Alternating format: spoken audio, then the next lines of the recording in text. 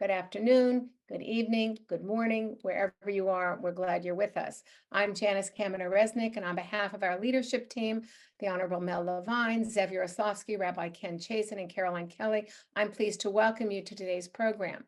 Welcome and thank you to today's guests, the always brilliant Ron Brownstein, who has been suffering from COVID all week, and we're really glad that you're well enough to be with us, and we wish you well and a full recovery. Stuart Stevens, who just got off a long plane ride, so we're very grateful that both of you are well and your flight was on time, etc. Thank you both. And welcome and thanks as well to tonight's wonderful moderator, Pat Morrison, who's always so generous with her time and her talents. We are all braced for what has already revealed itself to be a very rough year. With the world embroiled in conflict, the uncertainty of the return of the hostages in Israel, the horrible loss of life in Israel and Gaza, the very tenuous situation in Ukraine, rising anti-Semitism, the courts teeming with politically charged cases, and a truly surrealistic battle for the presidency. We are especially grateful to guests like those tonight who will bring us informed and intelligent analysis which help us make sense of it all, and to a certain extent at least, help us maintain our sanity. Starting next week, for 2 weeks in a row, we have 2 programs each week, one on Mondays and one on Wednesdays. Next week, on Monday, February 5th, Aaron David Miller, Middle East expert, formerly of the U.S. State Department, and now with Carnegie Endowment for International Peace, will be in conversation with Rabbi David Wolpe of Sinai Temple and the Harvard Divinity School. That will be our 8th Israel in Crisis program. And then Wednesday, February 7th, Brett Stevens of the New York Times will be in conversation with Madeline Brand, discussing anti-Semitism from Harvard to Gaza. The following week, we have an especially extraordinary program on Monday, February 12th. I'll tell you about it. A few weeks ago, Zev, Mel, and I were treated to a preview of a documentary to be released in a couple of weeks called God and Country, Dictators, Democracy, and Christian Nationalism. It was co-produced by Rob Reiner and Steve Oken. The documentary, which is outstanding, actually it was mesmerizing, will be released in theaters around February 18th. The film charts the rise of Christian nationalism and its evolution into a disproportionately powerful political force on the right. On February 12th, we will be joined by 2 voices which were prominently featured in that film. Presidential Medal of Freedom recipient Sister Simone Campbell and Andrew Seidel with Americans United for the Separation of Church and State, and who is an author of the groundbreaking report, Christian Nationalism and the January 6th Insurrection. They will be in conversation with Pat Morrison. We hope you'll join us. The link to register, as well as a link to find out where the film will be released in theaters in your neighborhood, are in the email you'll get after tonight's program. Then on February 14th, you can spend your Valentine's Day at least from 5 to 6 p.m. Pacific with us as we once again welcome the exceptional Susan Glasser of the New Yorker in conversation with Warren Olney. Links to all of these programs and many more are in the email you get after tonight's program. Now, please welcome Pat Morrison, one of LA's most popular weekly columnists, the LA Times' most popular weekly columnist, a very popular TV and radio journalist, and winner of 6 Emmys and 6 Golden Mike Awards, the incomparable Pat Morrison. Pat? Janice, thanks to you, and thank you to everyone who watches these programs and support these programs in these difficult times. You can't get enough information, and this is certainly one of the ways that can help you connect all of the dots on what's going on in our world. And so we thank all of our panelists for joining us too. Stuart Stevens is a former Republican political consultant. He's now at the Lincoln Project, and his newest book we'll be spending some time talking about this evening, The Conspiracy to End America: 5 Ways My Old Party is Driving Our Democracy to Autocracy. So thank you, Stuart, for being here. And my old colleague and friend, Ron Brownstein, joins us. He's now senior editor at The Atlantic, senior political analyst at CNN, and author of the book, Rock Me on the Water, about the confluence of politics and Hollywood in the 1970s, a period of ferment here in Los Angeles. Thank you, Ron, too. For having us. We'll be getting to some new polling just released today and what it says about some conflicts in values and standards and hopes in the country. But I'd like to start with Stuart Stevens about his book, because Stuart, since the end of the Second World War, the third rail in American politics has been comparing any political movement or any political figure to Nazism, to National Socialism, and to its leader. And you have in this book grasped that third rail to warn us that this is where it looks like we're heading. Yeah, first, it's great to be here. And Pat, I'm a huge fan, first time caller of yours. So it's a real honor to see you. And I've known Ron forever. Yeah, I really don't know any way to sort of process what I'm experiencing with all of these people I helped elect, a lot of these Republicans. Ron knows a lot of them. And what I know them to be, what I thought I knew them to be, and what they're saying and doing now. And the only sort of like moment, or the most obvious like moment that comes to mind to me, is 1930s Germany, which is not to say that it's going to end up the same way. But I think the parallels are striking. And I think I kind of go the other way. I think it's important to talk about that and not to avoid it.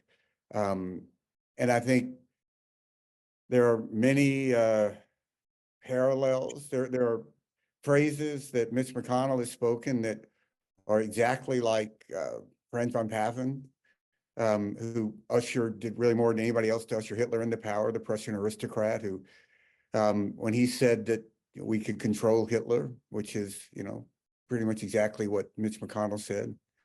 And I think the parallels that what the Prussian aristocrats realized was that they had lost touch with the working class, and the working class was becoming Bolshevik, communist, which they were. And there's an extraordinary book, a memoir of Franz von Papen, which for some reason you can get on Kindle. I have no idea why Franz von Papen is so popular. He's on Kindle. But it was written in 1953. And you could say in 1953, things had gone a little sideways, right? World War II, 100 million killed, the Holocaust. And he was still trying to justify what they had done. And his logic is exactly the same as so many of these Republicans now, that you had to understand what the alternative was. And I think it's very disturbing. Just on a personal level, it's incredibly painful to me because I helped elect a lot of these people and know them. But it is the moment we find ourselves in. Ron is nodding his head, clearly weighing in on this as well. You're seeing this pattern too, Ron? Well, look, I haven't really, I don't know if we are in a period like Nazi Germany in the early 1930s or not.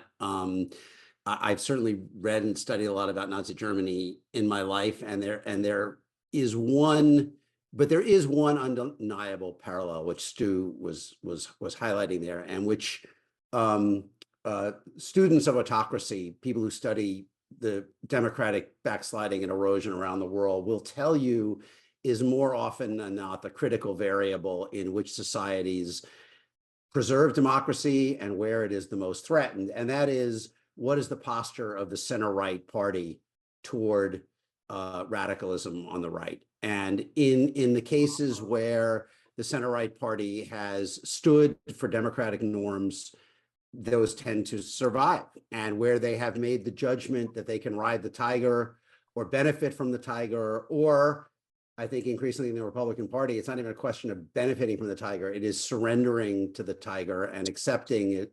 That's when you get into the greatest risk. I mean, and the von Papen, analogy, Michael Beschloss has lately been tweeting, because we're right in the anniversary, right, Stu? I mean, kind of the end of January of New York Times articles about, their expectations of what they were able to control. I mean, I do believe that there is now a critical mass of both voters and elected officials in the Republican Party for whom democracy is subordinate to their other goals. That if it takes undermining democracy in order to achieve the other things they want to do, they are more than willing to do that. I mean, and we saw that in the number of Republican attorneys general who joined the lawsuit to overturn the 2020 Right. result, the number of Republicans in the House who voted to overturn it after, even after the January 6th insurrection.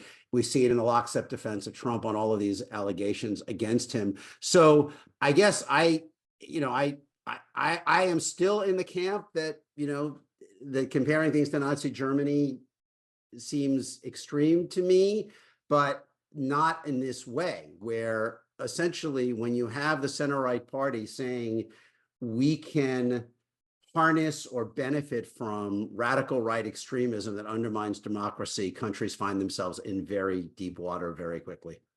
Well, let me go back to Stuart, because in 2015, 2016, the sense I got is that Republican leaders looked at Trump and thought, here's a guy like Dr. Frankenstein thinking he could control his monster. Here is a guy we can control. We'll send him out to launch ships and cut ribbons and do state visits, and we're going to be the people who set policy and really run the government.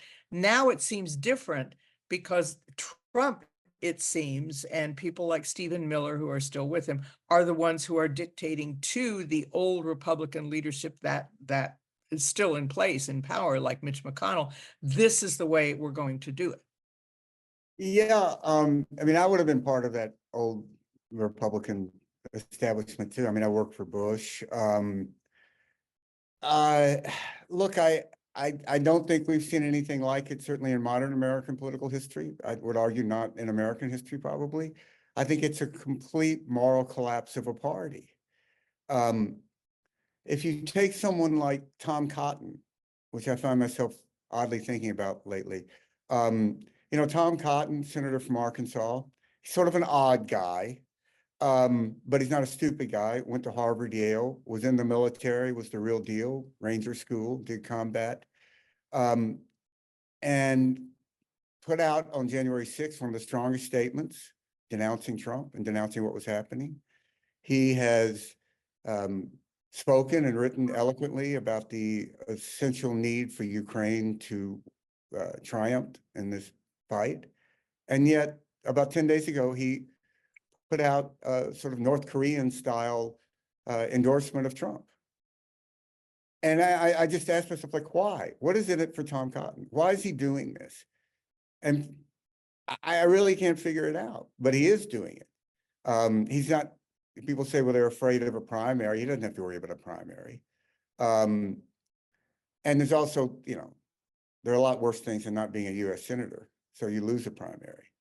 So I think that the party is in this sort of self-reinforcing doom loop, and they have surrendered. I mean, there are a few people, I work for Mitt Romney. Romney came out in the spring of 2016 and denounced Trump, became the first senator in US history to vote to impeach a member of his own party. And I think I can say, without speaking out of school, that Mitt really thought others would join him, going back to the spring of 16. But they hadn't. And Trump is in the process of winning a nomination unlike any challenger we've seen, certainly on the Republican side. He's really performing more like a incumbent president running in a primary. And I don't think there's any complicated reason for this. I think Donald Trump is giving Republican voters the most purest distilled form of what they want. Otherwise, they wouldn't have to vote for him. They had some alternatives. And let me go to Ron. It's really I'm sorry. No. Ron? I just want to pick up on one word that Stu used, because I think, I guess it's two words with a dash, because it seems to me a very important part of all this, and that was self-reinforcing, like the idea of a self-reinforcing cycle.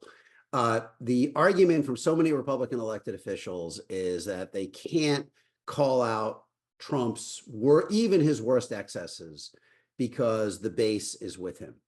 But I think the evidence is clear that over a period of years, one of the reasons why the base is so with him is that so few voices they trust tell them there's anything wrong with what they are witnessing. The elected officials are not as I mean, admittedly, the the spasm of honesty that Ron DeSantis had when it got, maybe once it hit 15 below in Iowa, like it triggered something. But, when he said there was a Praetorian Guard of conservative media that protects Trump from criticism, even from the right, that is correct. But even against that, the elected officials have had more capacity to try to shape the dialogue about Trump than they just have not been willing to. I mean, when you hear that, 3/4 of Republicans say that Trump won, or 80% plus, roughly around 75-80%, actually, it's not higher than that, say the charges against him have no validity, they're not hearing otherwise. And they're not really, there's really no counter argument. The most that the people who disagree with that, like McConnell and Thune, will do is not publicly endorse it. Like, they won't actually challenge it. The most they will do is not add their voice to the kind of the Trump claims. And it has left us, as Stu was saying, about kind of an unprecedented situation. I think the only thing that is like this is the dominance of the South in the 20 years before the Civil War in the Democratic Party. I think what you can say now is that the dominant faction in one of our two major parties, not everybody in the party, but the dominant faction in one of our two major parties, no longer believes in democracy as we have understood it.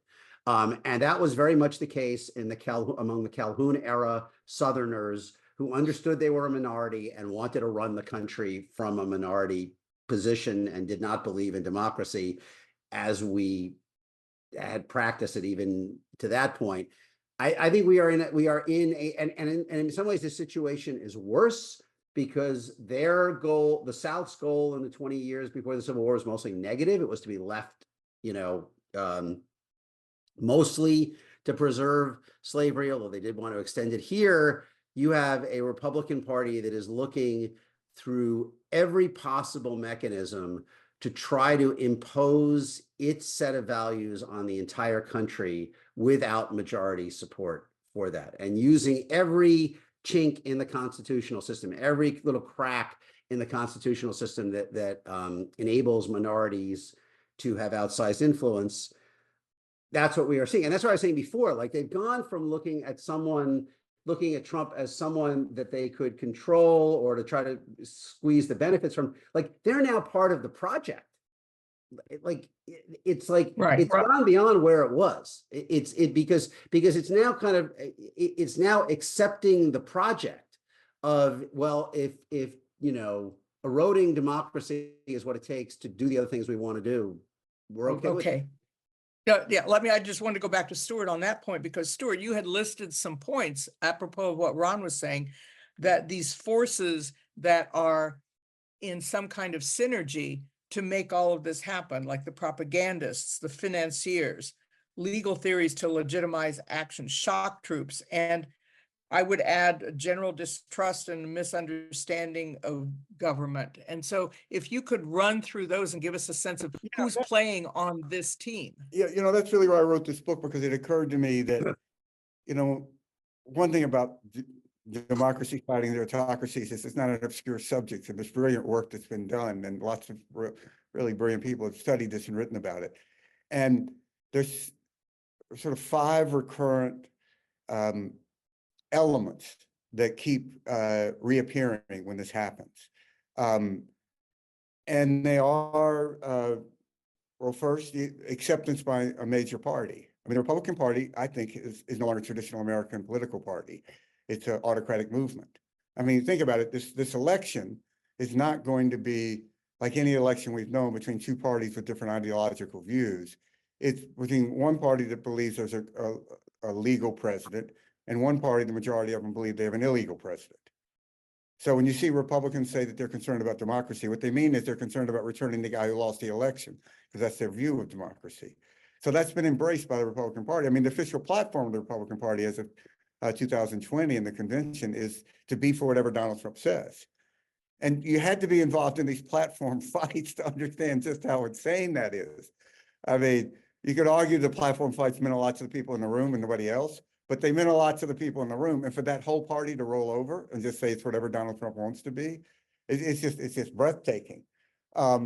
You need financiers. They certainly have financiers. It's unlimited money, really. You need a legal system that justifies what you're doing. And this is, I think, probably the most troubling aspect of all of this. After January 6th, 46 states introduced legislation to change voting laws. Not all of those more restrictive, but for the most part they were. We're all now familiar with the Federalist Society, run by Leonard Leo. The Federalist Society started in 1984, I think, and a weekend symposium at Yale with some nice benign title like, "What is the future of the conservative judiciary?" And you cut to now, it's hard to say they haven't won. And Leonard Leo was gifted $1.6 billion, the largest donation in American political history. And a lot of that money now is going to efforts to change how we vote on all levels, from sort of more obvious ways, like trying to elect Secretary of States or elect governors who appoint Secretary of States, to the precinct levels, to changing local laws. There really is an effort, I think it could best be described, to curate the vote. You can make a good argument, and I would, that in many ways this is all about race. Trump's coalition's 85% white in a country that is 59% white, less so since we've been talking. We talk about how we're headed to a minority majority country. In some ways we're already there. If you're 16 years and younger in America, the majority are non-white. And all the Stephen Millers in the world can't change that. And the great failure of the Republican Party is failure to appeal to non-white votes, particularly African-American votes.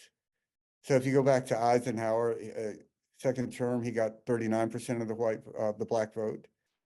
It fell off a cliff with Goldwater, who opposed the Civil Rights Bill. That went to 7%. So Trump got 8%. So that's 1 point every 56 years. So, that's going to take a while, and they understand this. And they realize that they have, I think, a short window here to really exert minority control. And there are mechanisms in our Constitution that enable and expedite that, from the Electoral College, most obviously, to the growing power of smaller states as more and more people live in larger states. Right now, in the history of America, there are 5 Supreme Court justices that were confirmed by senators who represent a minority of the country, and all 5 are on the court today. So I think it sort of shows where that's headed. So it's more the mechanics than maybe the actual wishes of Americans that are pushing us toward this. It's complete. cliff. Yeah, I mean, most autocracies emerge from a minority through a democratic process.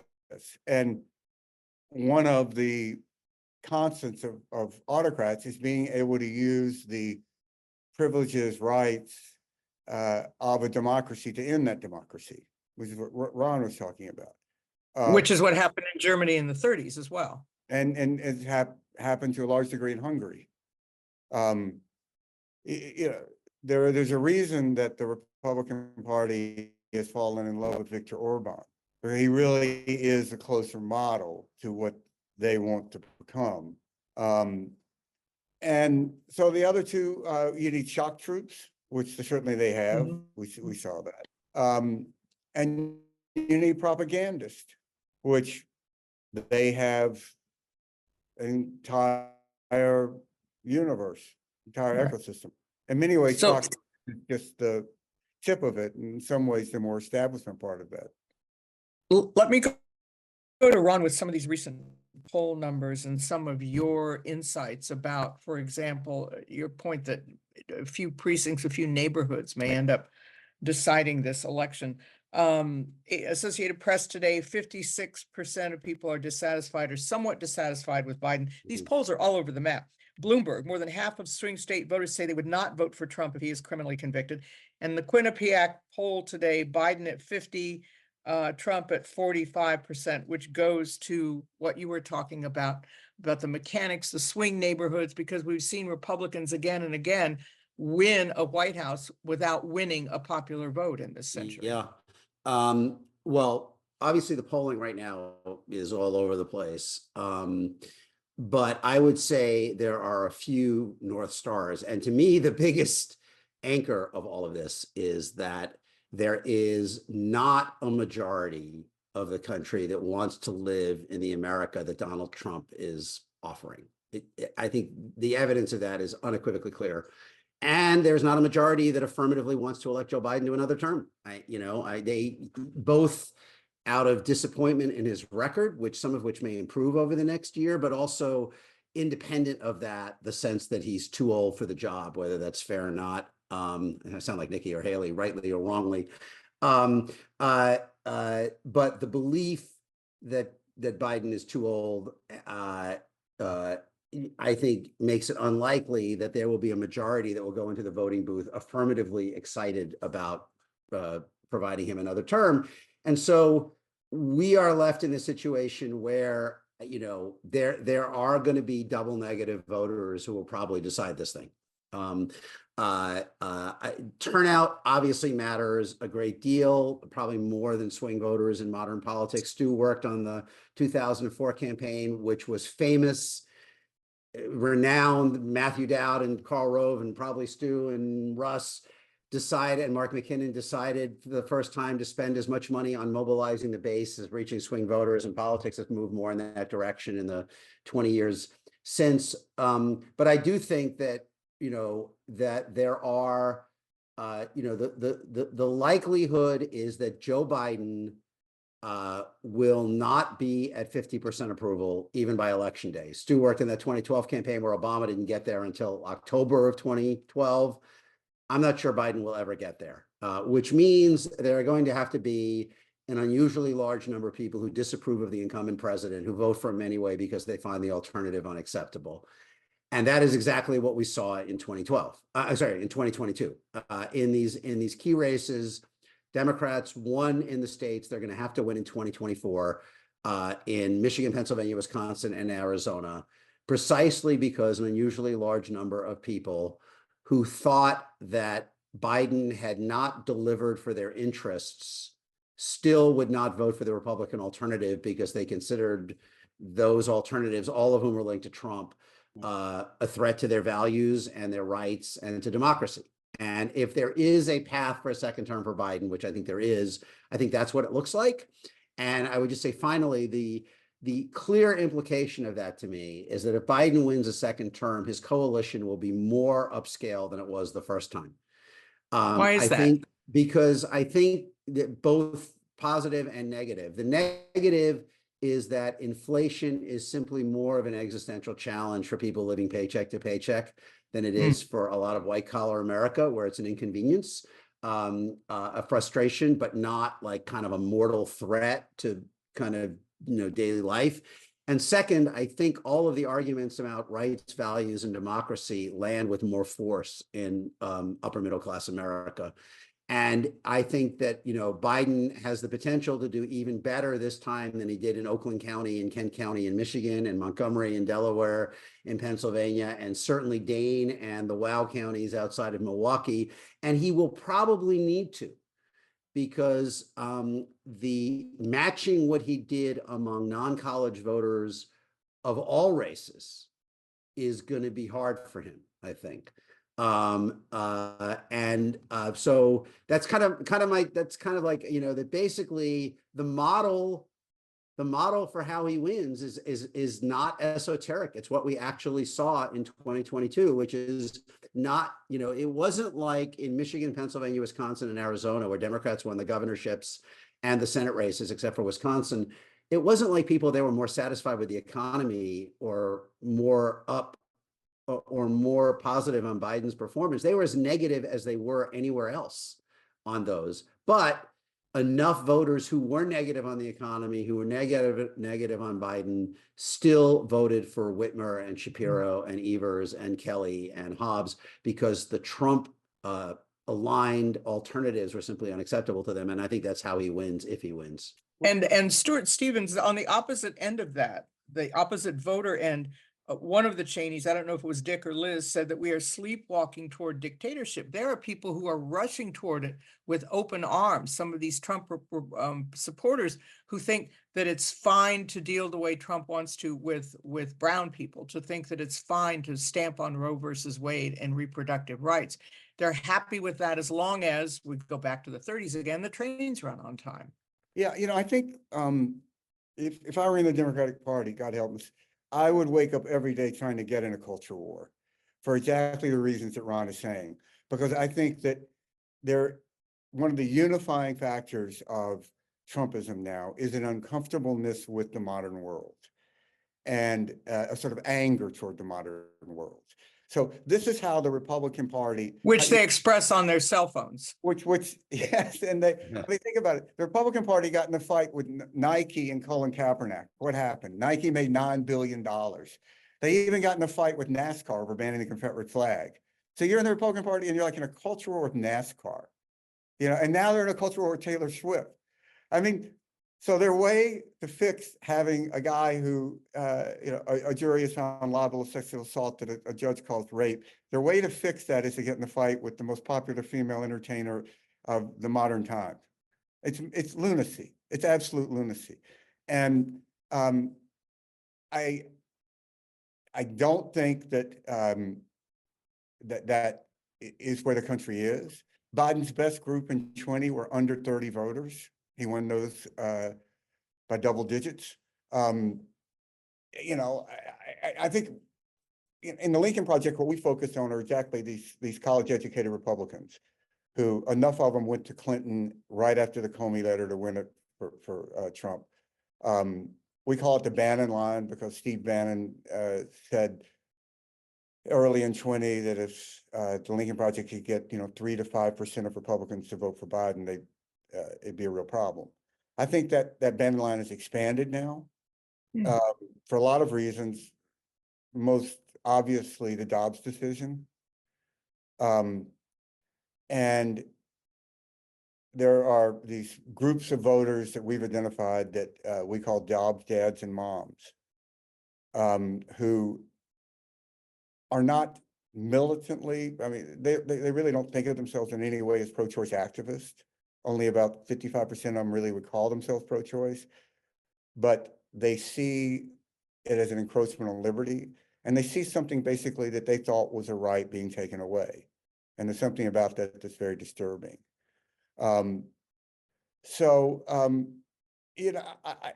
election day, like Ron was saying, in 12, Obama and Romney had favorables of 50%.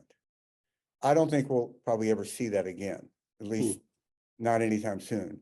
But I'm not sure that it really matters. If I was doing polling in this race, I would ask a screening, do you think that Joe Biden is legally elected? And if you say no, I would just throw you out of a poll. Because what are you going to tell someone? Okay, he did a really good job on infrastructure, even though he's an illegal president. Like, that's going to be a compelling argument to him. There's nothing you can say to those voters. So this is why I think you're starting to see in Pennsylvania and in New Hampshire, you saw polls, and the Quinnipiac to a certain degree reflects this, where Biden's approval was stuck at 38 and he was winning by 9 points. And that's never happened. It's unprecedented. That's I mean, never there's no happened. precedent for a gap that big. Now, this is like, waking up and like the sun's coming up, in the West. But I think we're going to see more and more of that. And I actually am an optimist about this race. I think Biden is going to win decisively. I mean, if I just woke you up in the middle of the night, 10 years ago and said, well, what if the Republican Party nominated a rapist? How do you think it's going? Nobody would say it's great. And, we've somehow gotten in this sort of, boiling frog incrementalism where we look at Trump and go, well, this is terrible, but it's sort of factored into the stock. I still think that there are points here that most Americans, more and more Americans, are going to find this uncomfortable at the very least. And Well, I think that is I'm sorry. I'm sorry, Stuart, please finish. No, I just think the specter of having a president, potential president on trial, as he's going to be, I think it's going to be really disturbing to a lot of people. There's just not any areas of American life that reinforce this as a positive. You know, there's not There's teachers or coaches or Boy Scout leaders or Girl Scout leaders or, you know, community leaders that say, well, you know, you really need to be indicted to be president. And I think that that's going to, it's going to be very, very troubling to a lot of voters.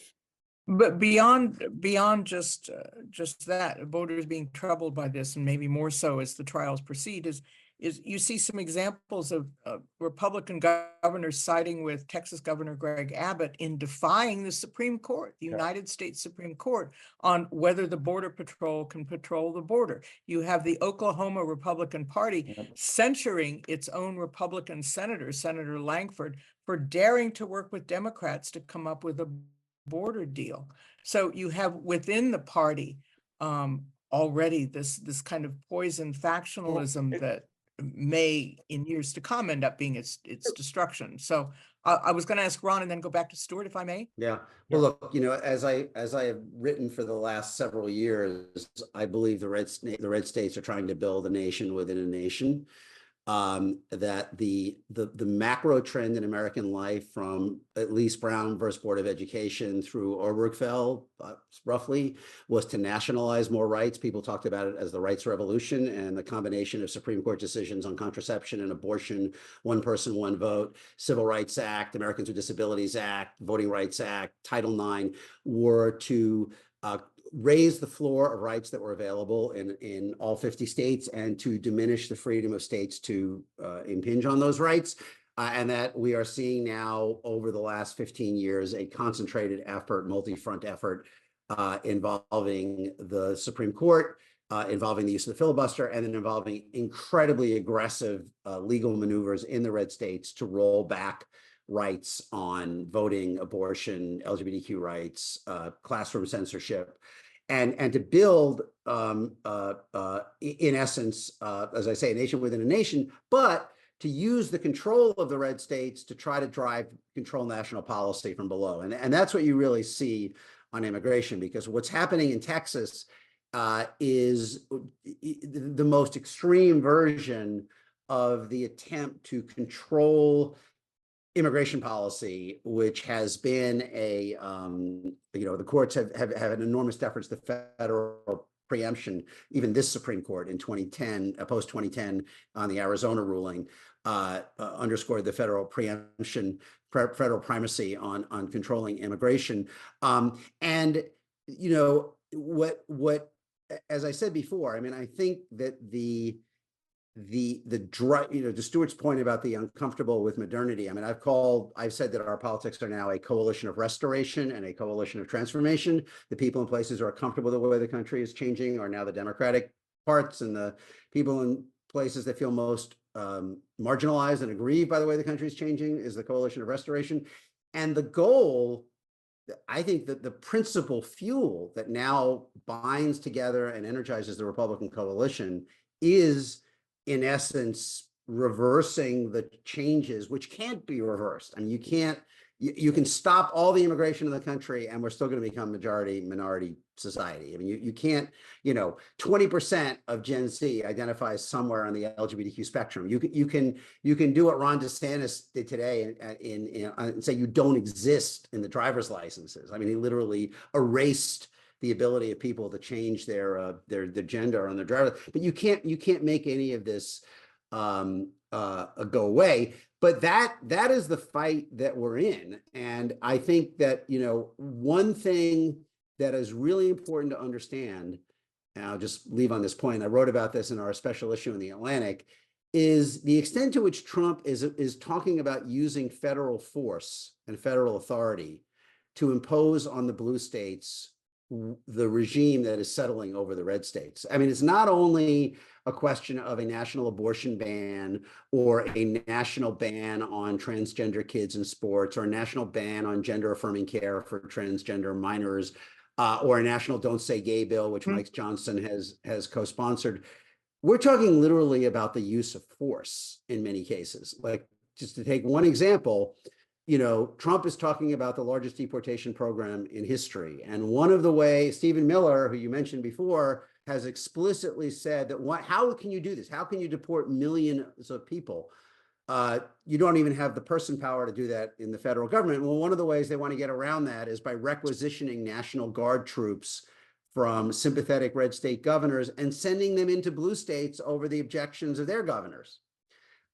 He's talked about mass roundups of homeless in blue cities. So there's this idea of building a nation within a nation is the defensive version of this. The offensive version is seeking to impose the red state regime on the blue states with or without majority support for doing so, and increasingly, in the case of Trump, at the point of a gun if necessary. Which should alarm everybody. You wanted to, Stuart, weigh in before we get to our viewers' questions about that point? Yeah, I'm a seventh generation Mississippian who was named for Jeb Stuart, and in many ways, this is all very reminiscent of the civil rights movement. Earl Long, governor of Louisiana, Huey Long's younger brother, after Brown versus Board of Education, there was a famous flamboyant segregationist, Leander Perez, who got up on the floor of the legislature and demanded that Huey Long call out the Highway Patrol to oppose segregation. And to which Huey Long said, "Well, that's great, Leander. What are you going to do now if the feds have the nuke?" So, in these wars, I tend to bet on the people that have nuclear weapons. And I think that, I think this is really out of touch. I think this is why Ron DeSantis even bombed in his own party. I don't think your average Mississippian wants to call out the Mississippi National Guard to go and enforce laws in another state. I mean, what is the National Guard? They tend to be young people. They're no different, really. I mean, your average teenager in Mississippi would rather be a black rap star than Robert E. Lee. I mean, it's they're swimming in the same sort of universal pool. So I do think that violence is at the core of this, though, and the language of violence. It used to be that Republicans talked about cutting government. Fine, we never did it, but we talked about it. But now when Ron DeSantis was running for president, he says, I want to cut their throats. It wasn't enough to oppose Fauci on his policies. It was someone should take that little elf and throw him across the Potomac. Yeah. And this has become normalized. It's disturbing. I do want to get to our questions because our viewers' questions are a really important part of this conversation. And Stuart, a question from Mickey and several others about the Lincoln Project's plans for this election year. People have really gotten a kick and have gotten a kick in the pants out of some of your commercials. Look, I think the Lincoln Project is very focused on two things. One, helping set a national narrative. When I went to work for the Lincoln Project in 2020, one of the things that really dawned on me right away was how great it was not to have a client. So we could wake up in the morning and decide that we're going to put a billboard in Times Square of Jared and Ivanka and basically accuse them of murdering New Yorkers. And nobody would ask Joe Biden, how did you let this happen? When you work for a candidate, if you go out and call your opponent a liar, your candidate gets asked about it. You better agree with that commercial. But so we don't have that. So it gives us a lot of freedom. So we could make this spot like we just made, God called a dictator. That was a takeoff from, the spot that Trump made about being made by God. That's something that a traditional political party can't do. And at the Lincoln Project, we can do. And we're very focused on that group of voters that are soft Republicans, that college educated for the most part, more female than male, and in key states. I mean, basically, in all likelihood, what Ron is saying, this election will come down to 400,000 people, possibly less. So that's what we're focused on. Okay. That's good. Let me move on. A question for Ron from Douglas and Norman. I'll paraphrase a little about the impact on Biden and his campaign about dissatisfaction with his posture on Hamas and Israel particularly in a state like Michigan, but you've also got a younger demographic involved in this too, Ron? Yeah, it's real. I mean, it's real. The numbers among young people are very stark and problematic for Biden. And I think compounding the problem is that he is yoked to a partner who wants Trump to win. I don't think Netanyahu wants to do Biden any favors. I mean, obviously Netanyahu is mostly interested in his own domestic politics, which encourage him to postpone an election till October 7th is as far in the rearview mirror as possible, which is the exact opposite of Biden's incentives here. But I also think at the margin, Netanyahu would much rather be doing this with Trump in the White House than with Biden. And Netanyahu has identified with the Republican Party over the last 30 years more overtly than any political leader has identified with either party in my lifetime, including Tony Blair and the Democrats.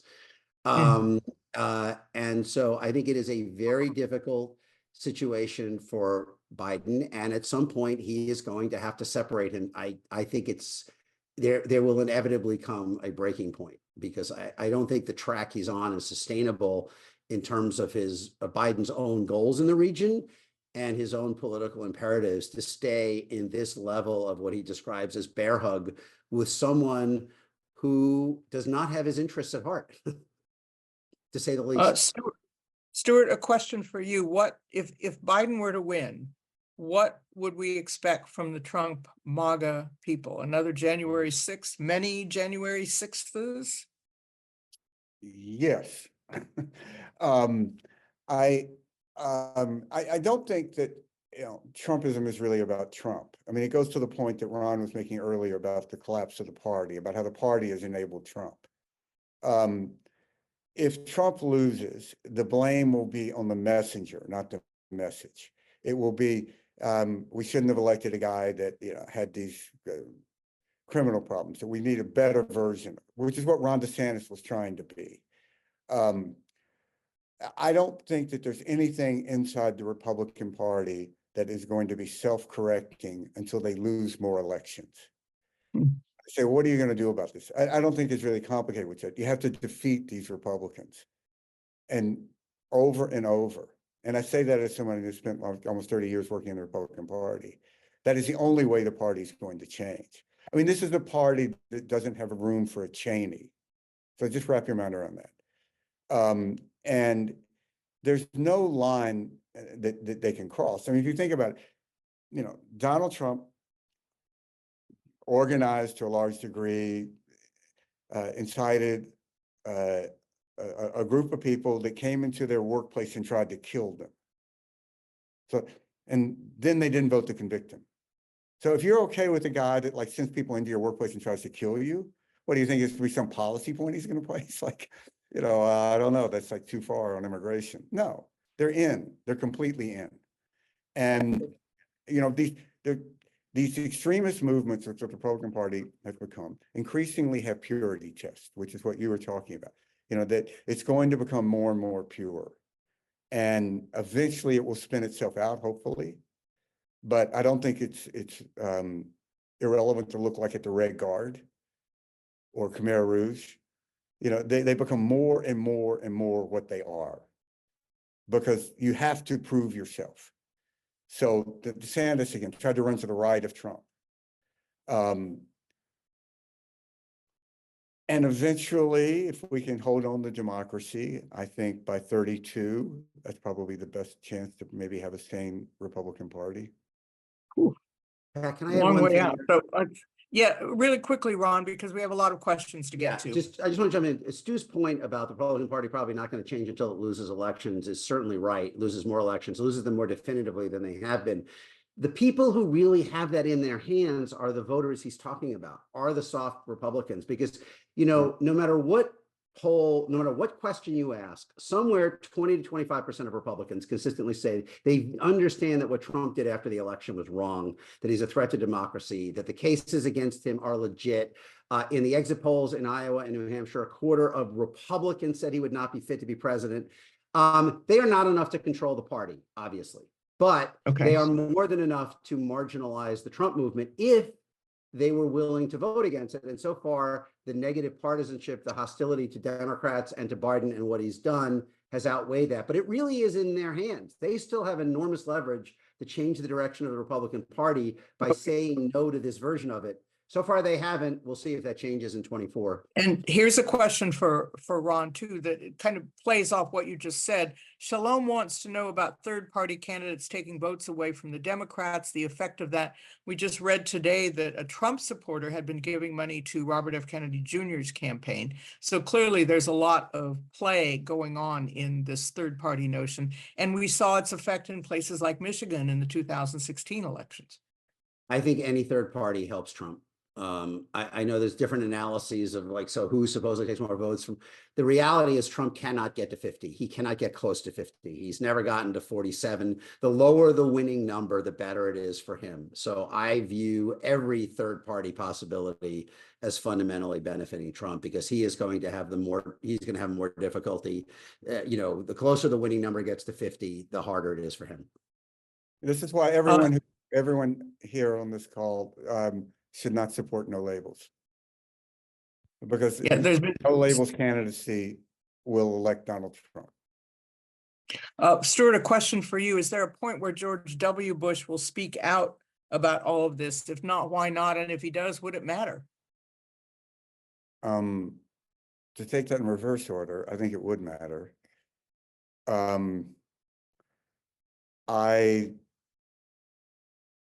That's a question I can't begin to answer. Why? I think that he feels there's a unique responsibility in being a former president. But I don't think anybody is confused by who he voted for. But I worked for Governor Bush and President Bush. I mean, I love the guy. I wrote a book about it. But I'm not close to him personally.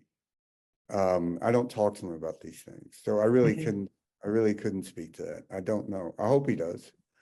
Ron, I'm sorry, Stuart. No, that's it. Ron, a couple of our viewers have mentioned, and you mentioned, and Stuart made a couple of points about it as well, about how the Democrats could or should wage a culture war of the sort that Republicans are waging. Now the Republicans for the enemy is drag queens, Taylor Swift, library books. What would a Democratic culture war look like apart from Roe versus Wade?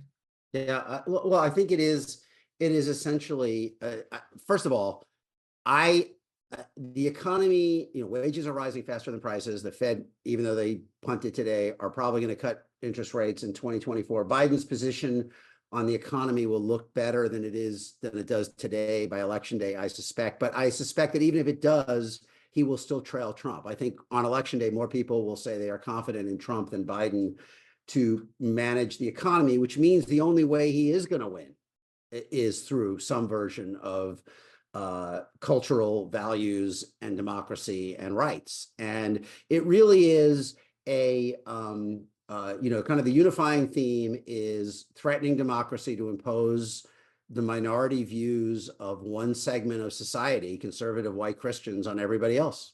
And, there are many manifestations of that. Abortion is kind of the point of the spear, is the most tangible example to people.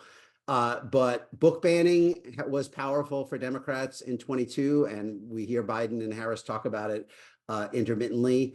I think and kind of the right to vote and democracy itself. Those are probably the big three: abortion, book banning, and democracy. Am I missing anything, Stuart?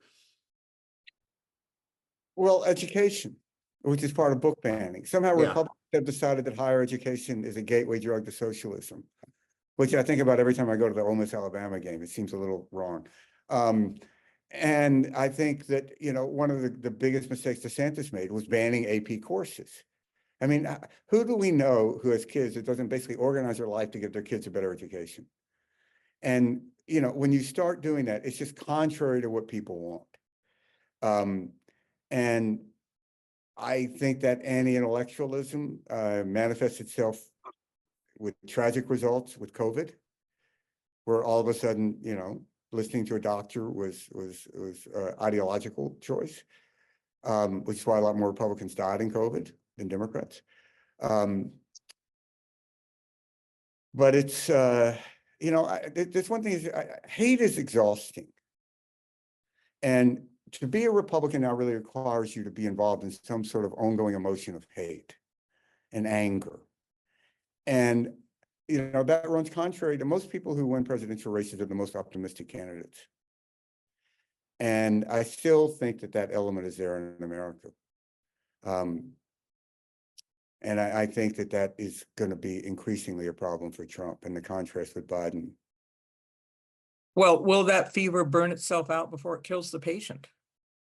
Yeah, that's a really good. Yeah, I mean, look, no, I would say no, because I do believe, as I said, the fuel that drives the modern Republican coalition is the fear of being displaced and marginalized in a changing world. I mean, just, you know, a few of the 90% of Republicans say Christianity in the U.S. is under assault. 75% of Republicans say discrimination against whites is now as big a problem as discrimination against minorities. Over 70% say the growing number of immigrants threatens American traditions and values. And we saw in that CBS poll just a couple of weeks ago, 80% agree with Trump's poisoning the blood language. And then 62% say society now punishes men just for acting like men. I mean, there is a big constituency in the Republican coalition for the idea that they are being, you know, kind of marginalized, and that therefore any means necessary is justified to resist it. I think that is the essence of Trumpism. You know, I mean, that is kind of where the iron is hottest for him. It's you know, I am your shield, I am the wall, I am your retribution. I will stop all of these forces and interests that are marginalizing you. The problem Democrats have is that, you know, there is a piece of the electorate that is just not really engaged in this fight on either side. I mean, like blue collar Latino voters in Nevada, you know, say, you know, who may never get, for whom the issue is that groceries and gas and sneakers cost too much. Therefore, I'm voting for the other side.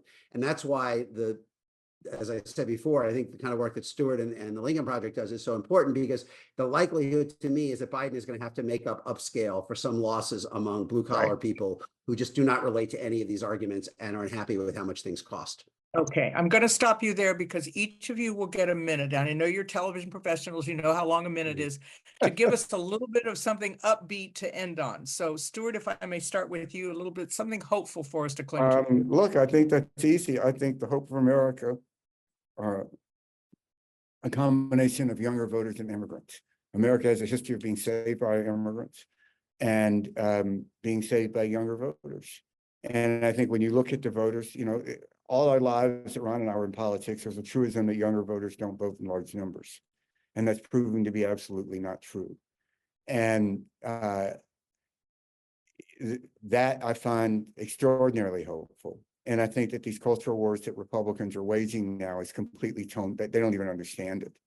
I mean, to talk to them about gay marriage is like trying to talk to, you know, someone about, well, Black people shouldn't marry white people. So I think that's very hopeful. And I think that will save us. Stuart, thank you. Ron, can you give us an upbeat minute? Yes, I will go back to something Stuart said just a few minutes ago. I do not think a majority of Americans want to keep fighting at the level we're fighting at. I think January 6th was the equivalent of a flash forward from Lost. I mean, it's a vision of like where we are headed if we continue down the road that we are on.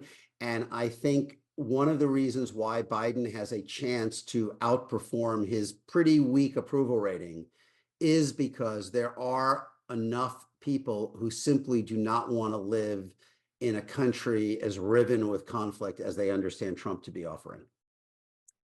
Gentlemen, thank you both. I hope we have occasion to have you both back, because there's time before the election, but just not as much as it seems like. Stuart Stevens, the now at the Lincoln Project, author of The Conspiracy to End America, 5 Ways My Party is Driving Our Democracy to Autocracy.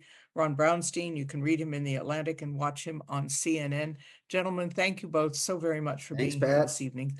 Thank you. Thanks to all of you for your great questions, and I hope you'll come back when you can join us next on our session here with Aaron David Miller and Rabbi David Wolpe on the 5th of February. I'm Pat Morrison. Thanks to the supporters and the viewers of this wonderful project, America at a Crossroads.